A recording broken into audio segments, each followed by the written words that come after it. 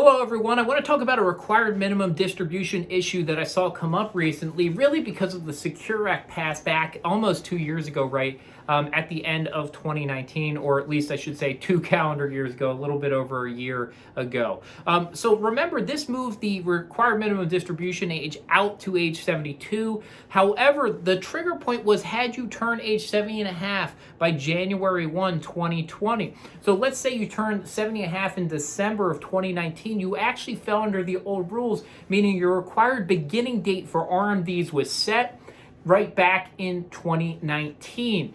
Now, that person maybe didn't have to take an RMD out. Why? Because their first required minimum distribution would have been due April 1, 2020, but because of the CARES Act, RMDs were suspended for 2020. Meaning that first distribution and the 2020 distribution was pushed off.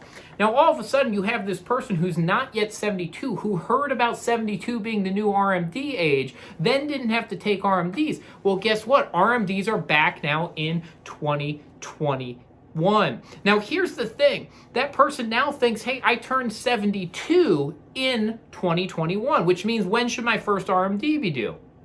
April 1, 2022. So the problem is because they reached age 70 and a half in December of 2019, pre-Secure Act rules, they still fall into that, even though last year's was suspended. So they actually owe an RMD by the end of the year, December 31, 2021, even though they turned 72 this year.